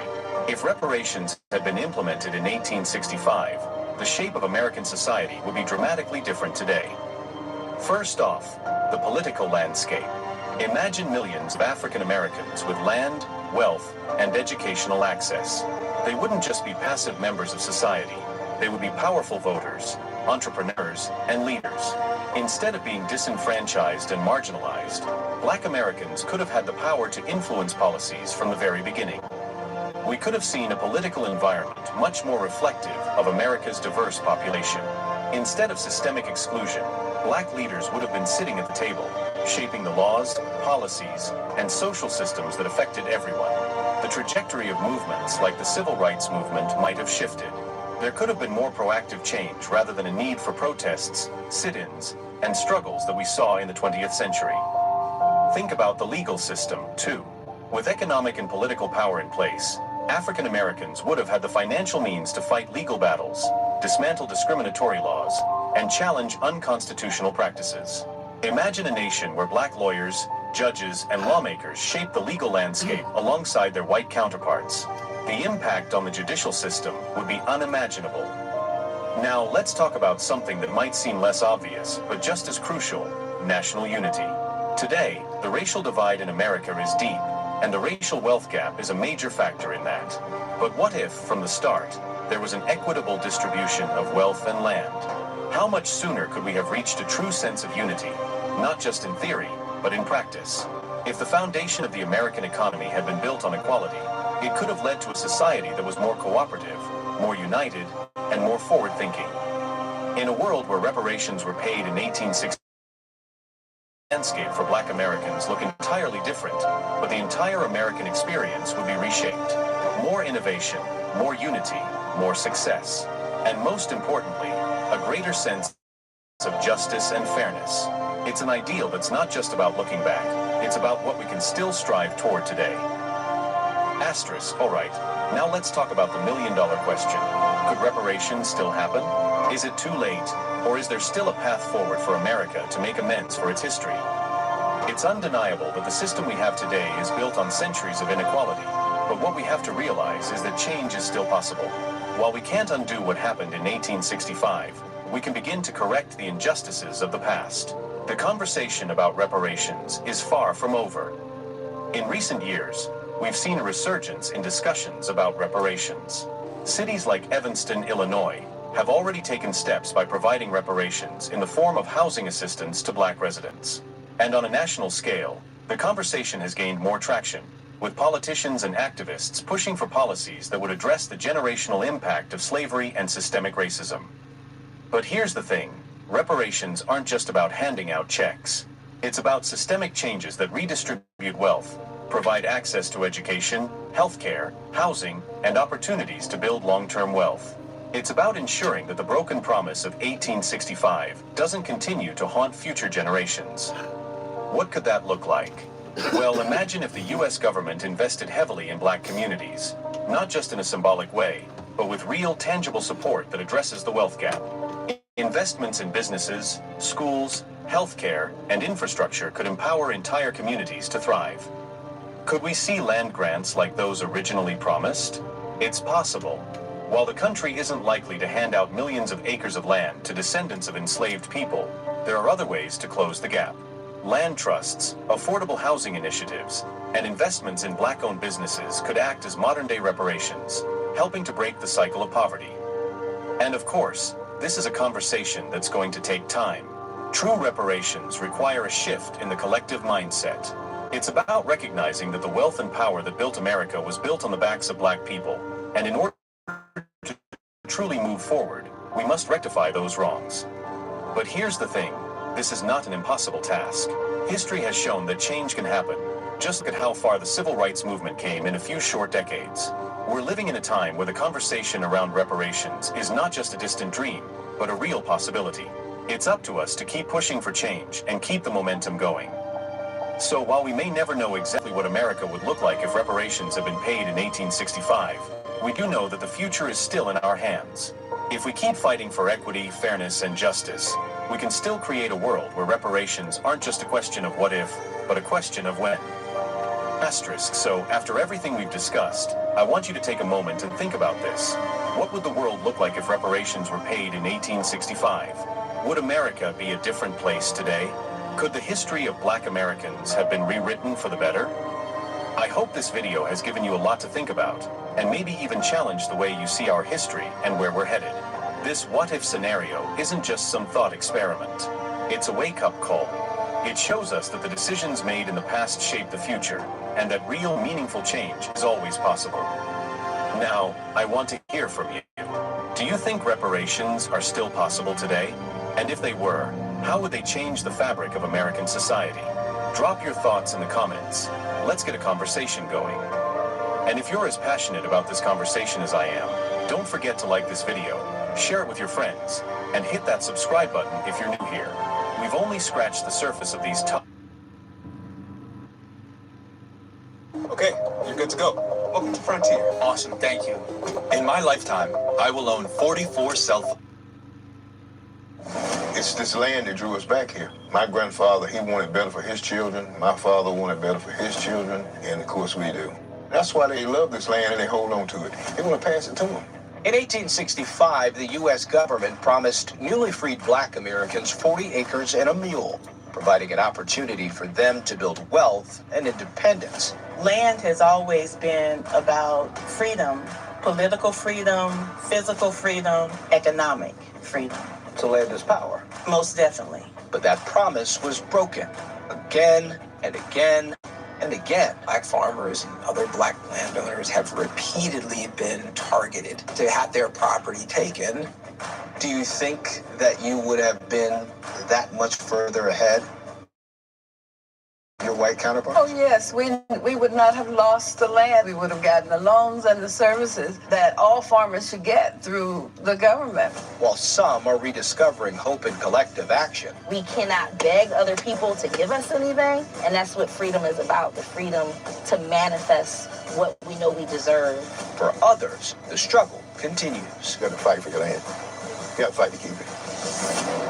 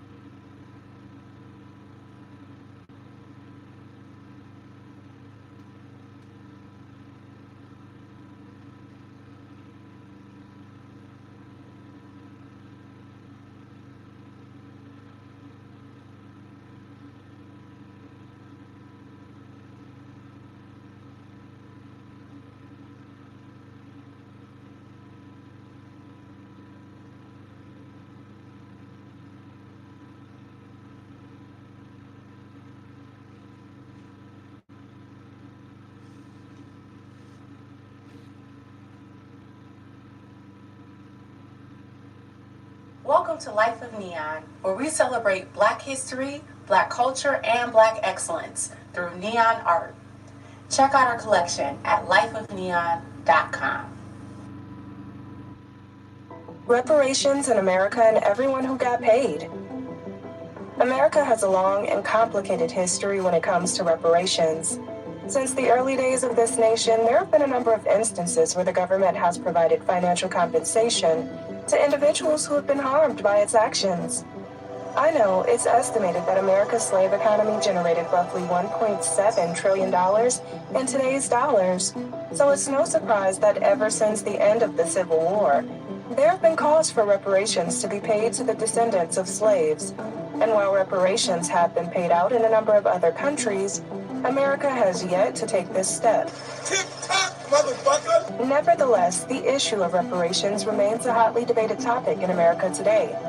This is the history of reparations in America and everyone who got paid. Cherokee Nation in 1835. It's a little-known fact that the first reparations payments in America were actually made to the Cherokee Nation way back in 1835. Of course, the Native Americans had been on the receiving end of plenty of unjust treatment before that, but this was the first time that any attempt was made to right those wrongs with the financial payout.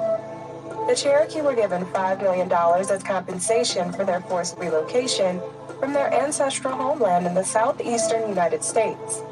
Remember the Trail of Tears? Along the way, thousands of Cherokee died from exposure, disease, and starvation.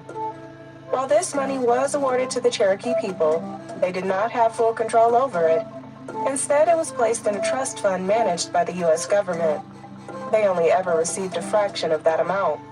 And what they did receive was tightly controlled by the government, with Native Americans only allowed to use it for civilizing purposes, such as education and agriculture. It wasn't until nearly a century later that Native Americans finally won full control over their own money. Even then, it took another decade before they saw any significant payments. Unfortunately, this pattern would continue for many years, with Native Americans often being denied full control of their own land and resources. While reparations payments have been made to Native Americans, they have seldom been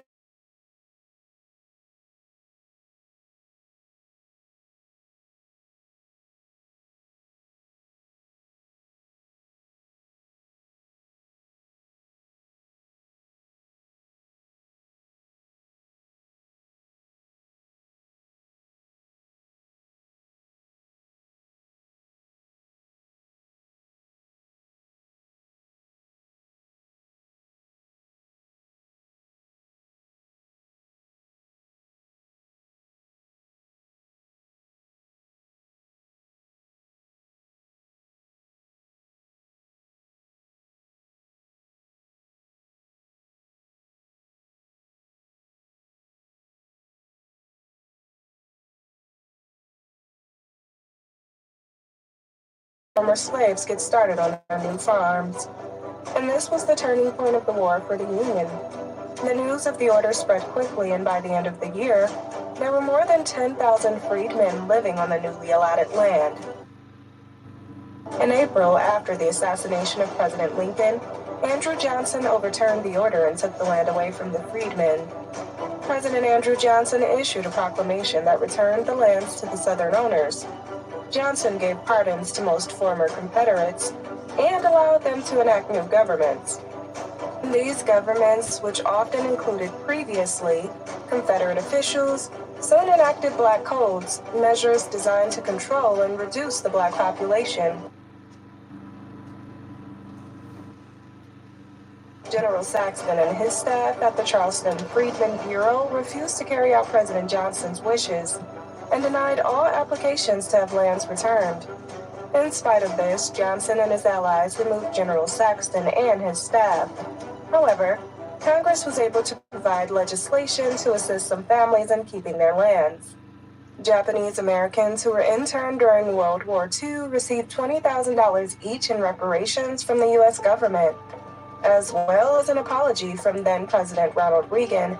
In 1988, Congress passed a bill authorizing payments to Japanese Americans who were interned during World War II, nearly 50 years after the war had ended. In passing the bill authorizing these payments, Congress acknowledged the fundamental injustice of the internment camps and expressed hope that such a tragedy would never be repeated. However, the internees had lost everything they owned and were forced to live in camps where conditions were often dire. So many Japanese Americans felt that the payments were inadequate. They pointed out that the internees had not only lost their liberty, but also their dignity and self-respect. Moreover, they noted that the internment had disrupted families and caused lasting psychological damage. As a result, they argued that the reparations should have been much higher. You're damn right! Tuskegee experiment.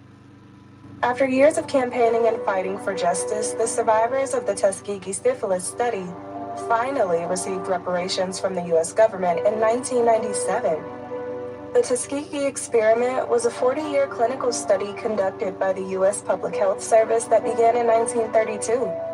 The study followed 604 black men with syphilis who were never told they had the disease or given any treatment, even after penicillin became available in 1947.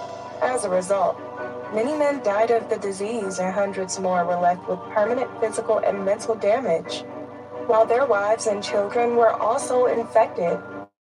In 1997, President Bill Clinton issued an apology to the Tuskegee survivors and their families, and Congress approved a $21 million settlement for the victims. For generations, the Tuskegee experiment has been cited as one of the most egregious examples of government-sponsored racism. But I'm sure there's more. Rosewood. In Rosewood, Florida, the history of racial violence is long and bloody. In 1923, a white mob destroyed the predominantly black town, leaving dozens dead and forcing the survivors to flee for their lives. The town was home to a prosperous community of black residents, and it was known for its beautiful rosewood trees. But everything changed when a white woman accused a black man of assault. A mob of white men descended on the city, burning homes and businesses and killing residents. By the time the violence was over, nearly the entire town had been destroyed.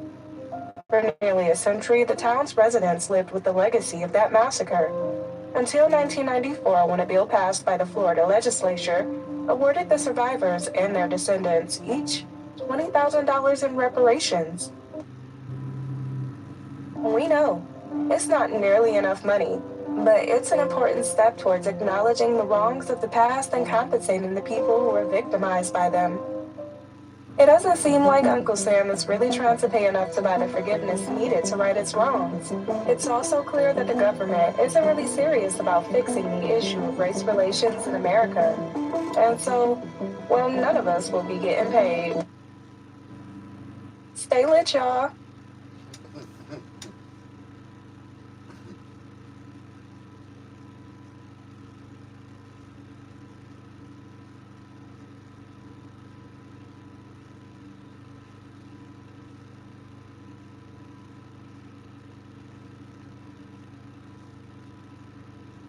Following the abolition of slavery in the United States, white slave owners were compensated for the emancipation of their slaves. Black people were treated as commodities and properties, prompting concerns about potential losses to the slave owners.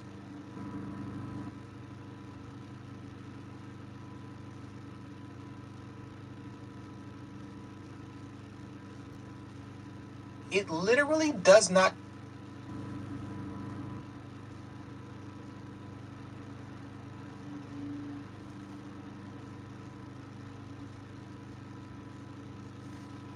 Score exclusive savings during the NARS Super Sale event.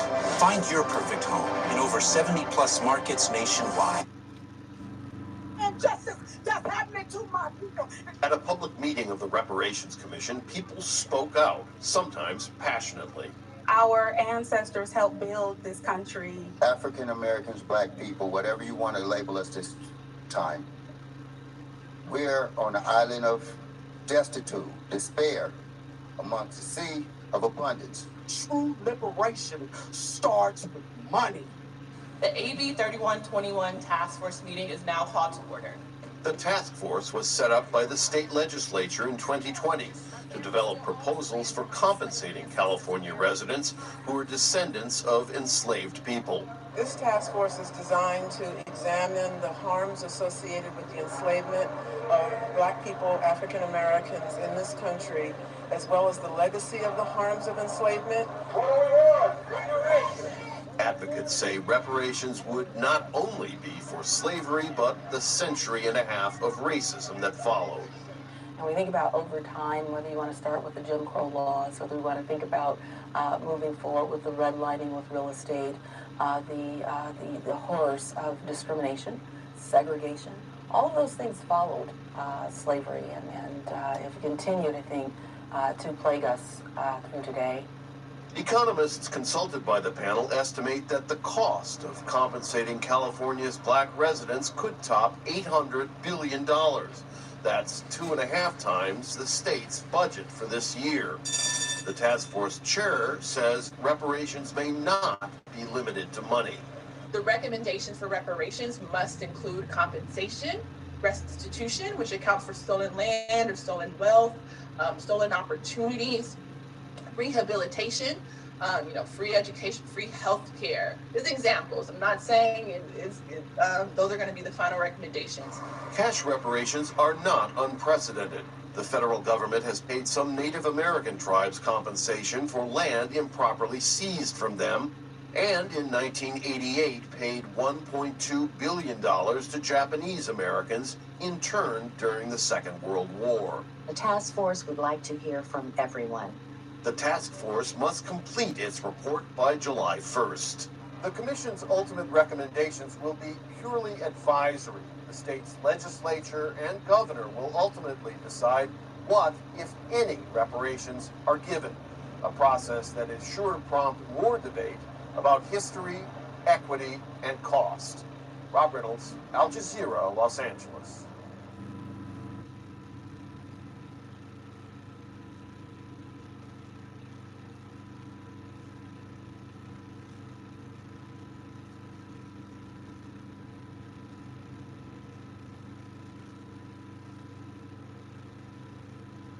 Paying the reparations for slavery.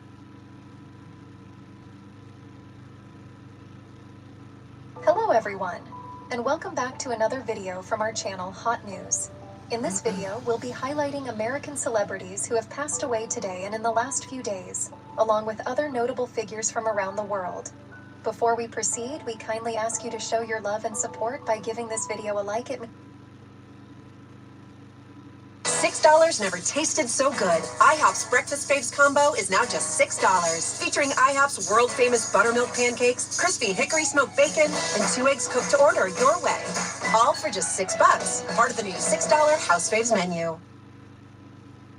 Prioritize your style with 40% off the spring shop right now at Hobby Lobby. Means a lot to us. Thank you. And now let's begin. 1.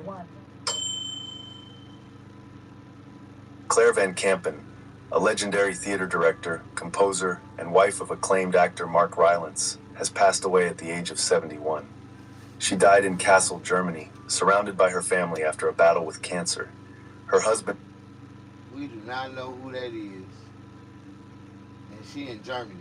Why you start off with a lady in Germany?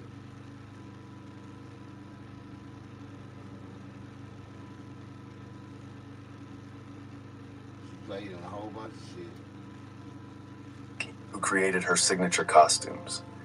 Mitzi Gaynor's unmatched talent, dedication, and love for her audience will ensure her legacy endures for generations to come. 3. Christian Juttner, a former child actor best known for his role in Return from Witch Mountain, has passed away at the age of 60. Return from Witch Mountain? Juttner died of natural causes at his home in Yucca Valley, California, as confirmed by his daughter, Aidan Juttner. Born in Pomona, California, Juttner began acting at the age of 7, securing his first role in the TV series Bewitched with the support of his mother, Marlene. He went on to appear in iconic shows of the 1970s such as The Bionic Woman, Wonder Woman, and The Magical World of Disney. Juttner achieved widespread recognition in 1978 with his performances in Return from Witch Mountain alongside Bette Davis and Christopher Lee, The Swarm with Henry Fonda and Michael Caine, and I Want to Hold Your Hand. His talent and charisma made him a standout among young actors of the era. His final on-screen role was in a 1981 episode of General Hospital. Former co-star Ike Eisenman paid tribute to Juttner on social media, calling him an incredible actor and one of the nicest people I have ever met, and referring to his Return from Witch Mountain character, Dazzler. Juttner attended Birmingham High School in the San Fernando Valley. Before his acting career took off, he worked alongside his father, John, in the family glassworks business. After leaving the entertainment industry in his 20s, Juttner established his own glassworks company and pursued work in special effects makeup in Santa Clarita, California. In addition to his film and TV work, Juttner appeared in a variety of beloved titles, including Ironside, Emergency, The New Mickey Mouse Club, The Boy Who Talked to Badgers, ABC After School Specials, and Journey from the Darkness. Christian Juttner is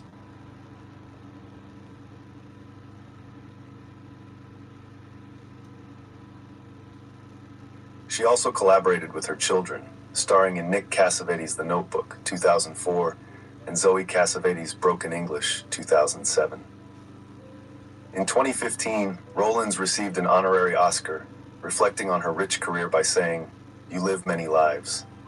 Known for her versatility and emotional depth, she brought raw authenticity to her roles. Rollins, married to Cassavetes for 35 years, remarried in 2012 to businessman Robert Forrest. She is survived by her husband, 3 children, and 5 grandchildren. Her work continues to inspire, offering timeless lessons on love, resilience, and the beauty of the human spirit. 5. Dame Joan Plowright, one of Britain's most celebrated actresses, All these people from Britain died.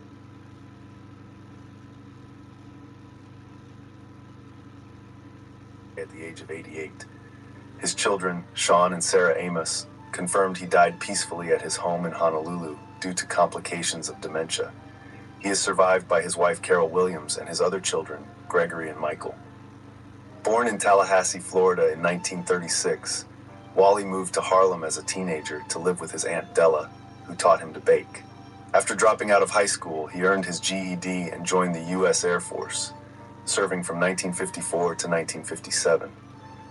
His career took a unique turn when he became the first black talent agent at William Morris Agency, where he signed rising stars like Simon and Garfunkel and the Supremes. Wally's journey as an entrepreneur began after he moved to Los Angeles in 1967. Baking became his hobby and therapy, and soon, his homemade cookies gained a reputation among Hollywood's elite. With support from Marvin Gaye and Helen Reddy, who provided $25,000 in seed money, Wally opened the Famous Amos Cookie Company in 1975 on Sunset Boulevard. The cookie's commitment to natural ingredients and Wally's warm personality, signature Panama hat, and infectious optimism made the brand a phenomenon. The business skyrocketed, earning $12 million in revenue within 5 years and expanding nationwide. Protein fact for strength and recovery. Gain. It's real nutrition for real life. Choice Privileges makes it easy to earn points and maximize any vacation. You can earn reward nights fast and redeem at over 7,400 hotels. Maximized. Check into more. Join Choice Privileges at choicehotels.com. Trains. Trains that use the power of Dell AI. Wally became an icon of black entrepreneurship and was honored with the prestigious Award of Entrepreneurial Excellence by President Reagan in 1986. However, after facing financial struggles, the company was sold in 1988, and Wally lost the rights to his name and image. Undeterred, he continued baking under different brands, including Uncle Wally's Muffin Co.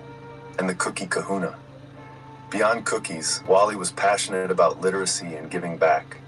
As a spokesman for the Literacy Volunteers of America, he worked to help adults learn to read. He also authored several books, including The Cookie Never Crumbles and The Path to Success is Paved with Positive Thinking, which reflected his enduring optimism. Famous Amos current owner Ferrero Group honored Wally's legacy, stating, "He brought joy to millions with his cookies and inspired generations of entrepreneurs." His children celebrated his impact, saying, "Famous Amos was a great American success story and a source of black pride." Wally Amos' story is a testament to resilience, creativity, and the power of positivity.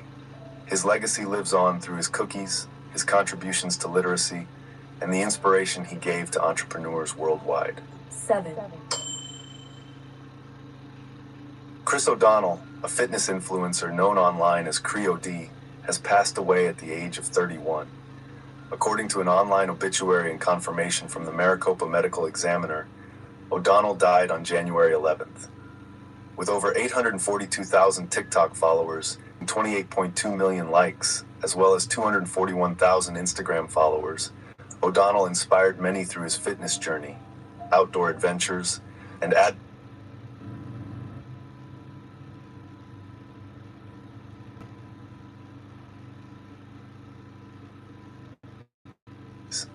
The eulogy described Keane as a magnetic performer and cultural phenomenon whose music and storytelling captivated audiences worldwide. Born in Baltimore, Maryland on June 10, 1940,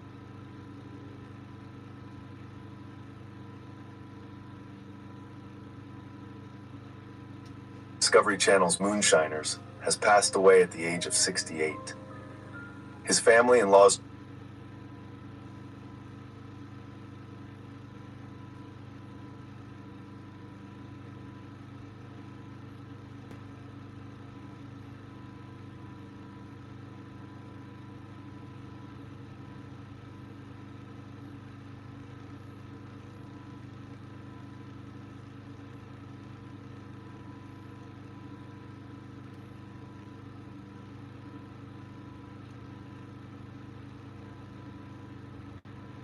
New Mexico Military Institute before enrolling at the University of Texas at Austin.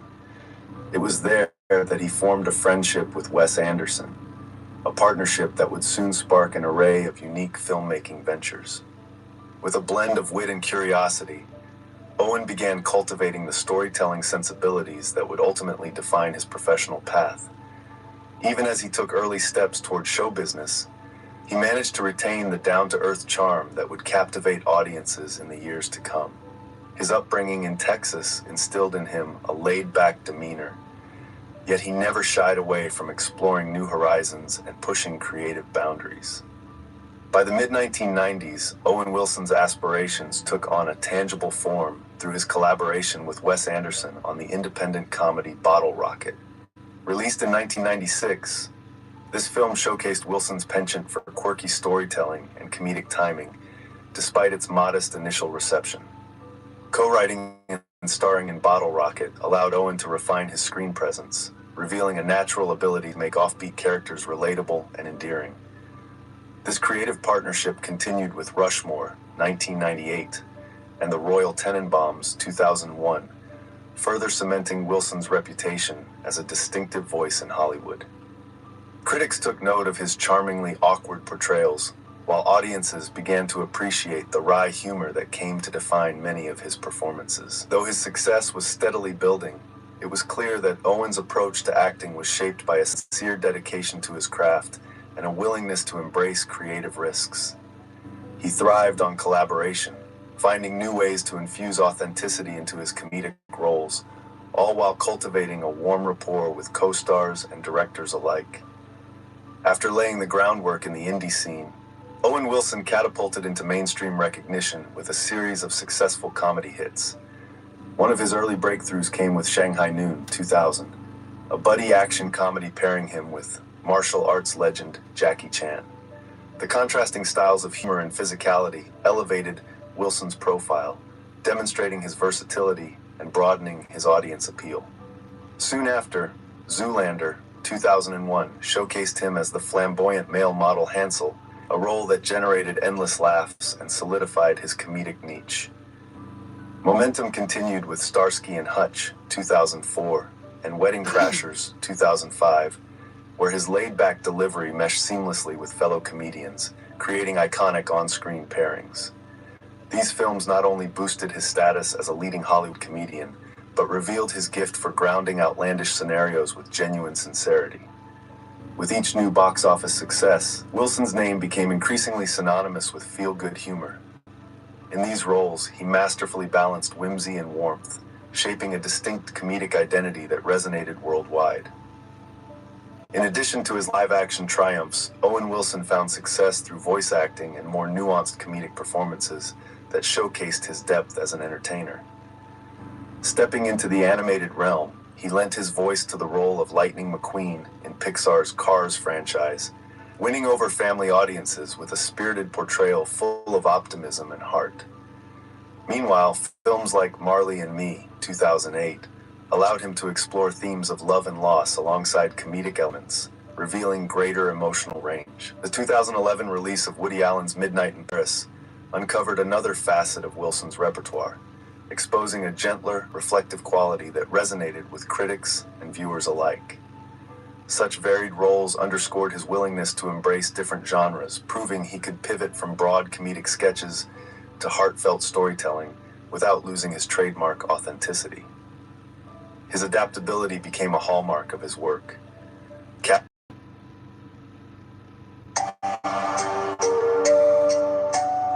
For years, we've been telling clients it's nearly impossible to sell a home in the winter. Here's the truth. I am in great debt to Bright Life's kids. We are no longer Capturing the attention of directors seeking a unique combination of humor and humanity.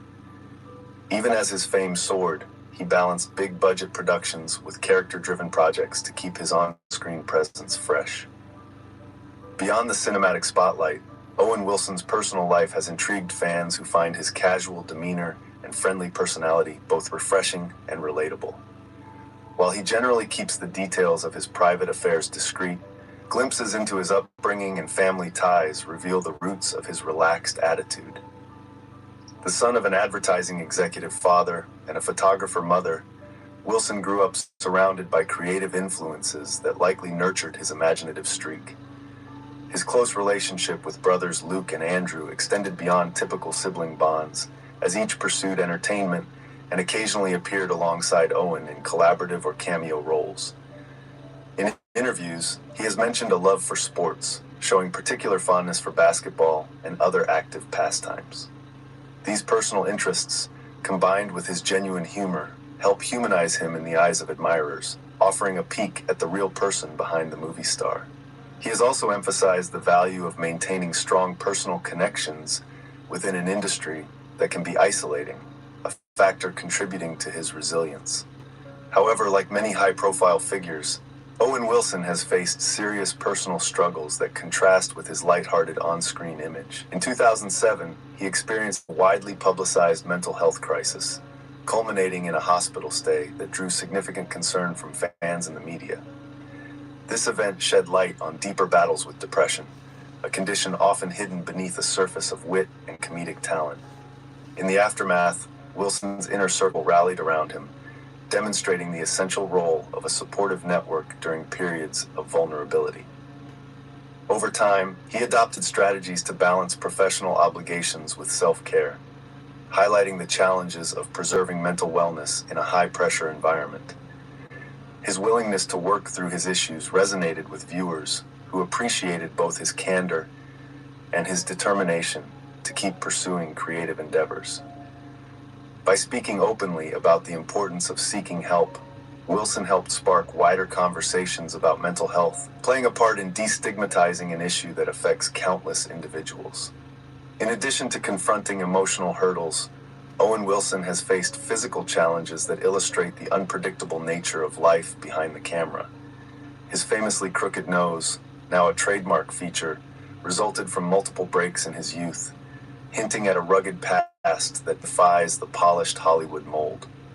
Rather than hindering his career, this distinctive feature became part of his identity, symbolizing resilience and individuality.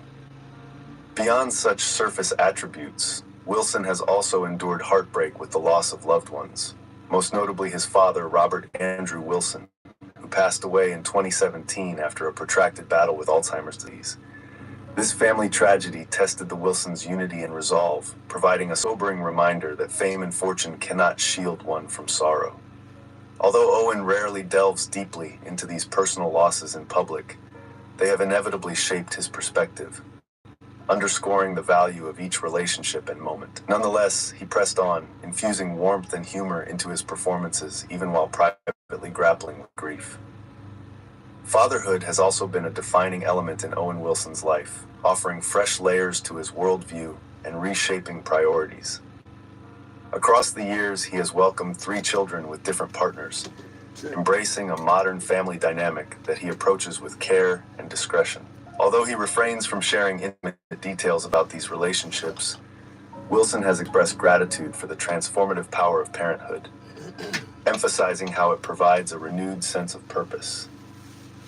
Balancing the hectic demands of acting with the duties of fatherhood can be formidable, yet he has consistently demonstrated his commitment to placing family at the center of his life. Whether traveling for filming or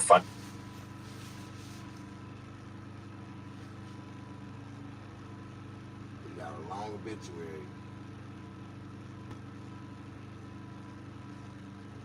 We know what happened to his nose and everything. That's messed up. In quiet moments between projects.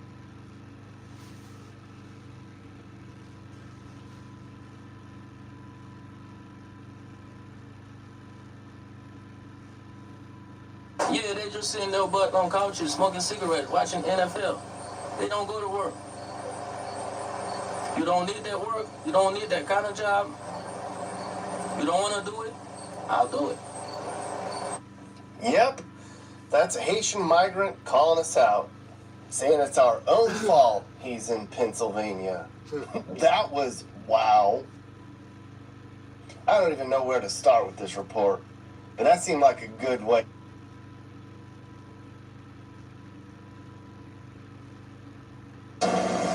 all their belongings in red bags. Okay. That know what wasn't happened? invited, but it's here, hiding in party drug. With all their belongings in red bags, people are deported through the Nogales border crossing. This gate closing shut on their American dream.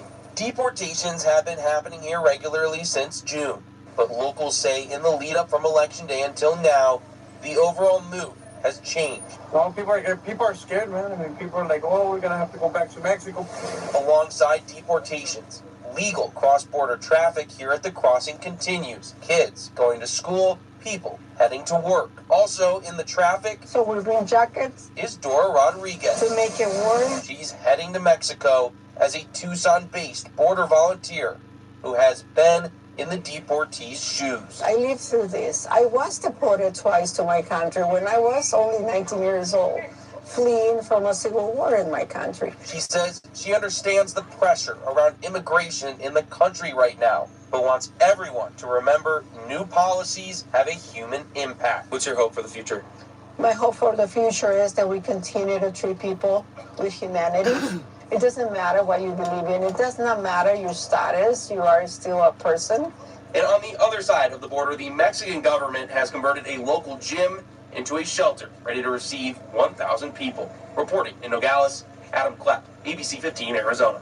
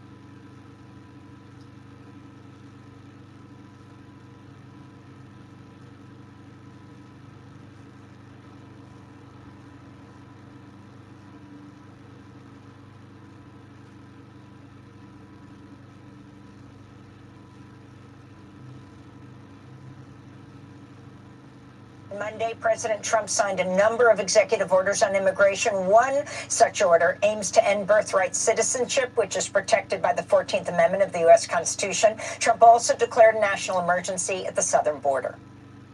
First, I will declare a national emergency at our southern border. All illegal entry will immediately be halted, and we will begin the process of returning millions and millions of criminal aliens back to the places from which they came. We will reinstate my Remain in Mexico policy.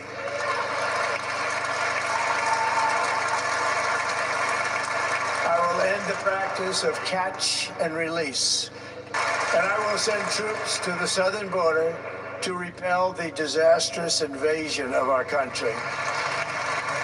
To talk more about Trump's decision to declare a national emergency at the southern border, we're joined by Elizabeth Goitein, co-director of the Liberty and National Security Program at the Brennan Center for Justice. Her recent piece for The Atlantic headlined, "Emergency Powers Are About to Be Tested."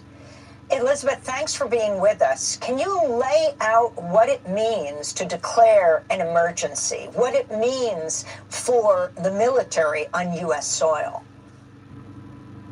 So the National Emergencies Act authorizes the president to declare a national emergency. When he does that, that declaration unlocks powers that are contained in about 150 different provisions of law that span the entire range of things that a government might do. In this particular case, the powers that Trump invoked include a power that he invoked before in 2019 when he declared a national emergency at the southern border.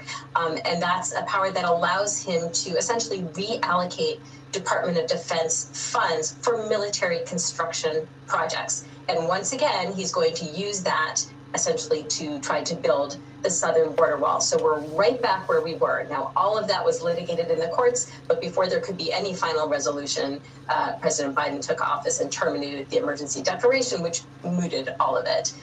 The second thing that President Trump is going to do is invoke a provision that allows the Secretary of Defense to call up reservists, including the National Guard, in order to make them available to provide support to the Department of Homeland Security at the southern border. Now, this actually is not new either. The military has been serving this role, namely providing support, logistical support to the Department of Homeland Security at the border for 20 years. And Biden himself used emergency powers in 2023.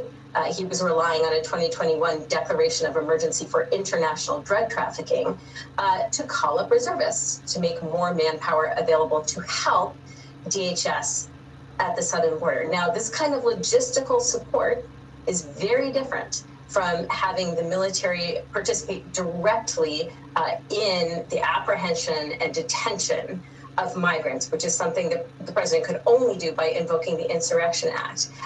And he did not invoke the Insurrection Act yesterday, but he did direct the Attorney General and, the Department of Homeland, Secretary of Homeland Security and the Secretary of Defense to submit a report in 90 days recommending whether or not he should invoke the Insurrection Act.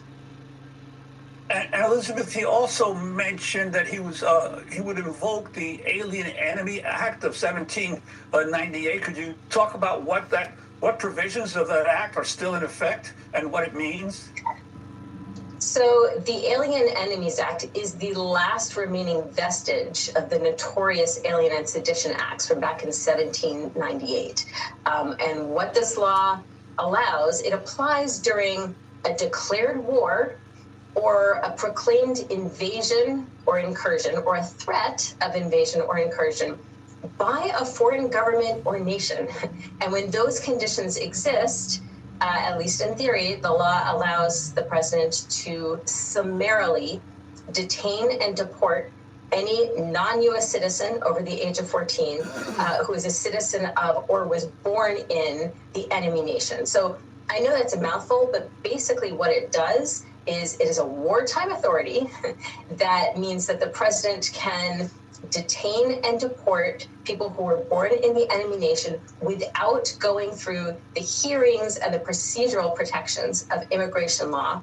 And it can even be used against lawful permanent residents, people who are lawfully in this country and who have been lawfully in this country for decades. So that's what makes it such a potent and frightening and frankly, we believe unconstitutional law. And so what the president has said he is going to do, well, he asked various cabinet members to prepare essentially for an invocation of the Insurrection Act. He gave them 14 days, and he says he's going to use the act against drug cartels in the United States. The obvious problem is that drug cartels are not foreign governments. They are not foreign nations, and they are not perpetrating an armed invasion of the United States. That is not an act of war, which is what the Alien Enemies Act was clearly intended for. So this is a massive abuse of emergency power. And I should say, because I didn't say it before, the declaration of a national emergency is also an abuse of emergency powers, because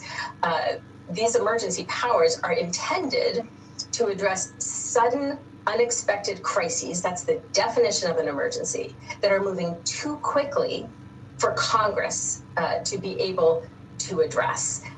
That is not unlawful immigration at the border. It is not sudden or unexpected, and it is something that Congress can and should be addressing through comprehensive immigration reform. Elizabeth Goitein, I want to thank you for being with us, co-director of the Liberty and National Security Program at the Brennan Center for Justice. We'll link to your piece in the Atlantic. Emergency powers are about to be tested.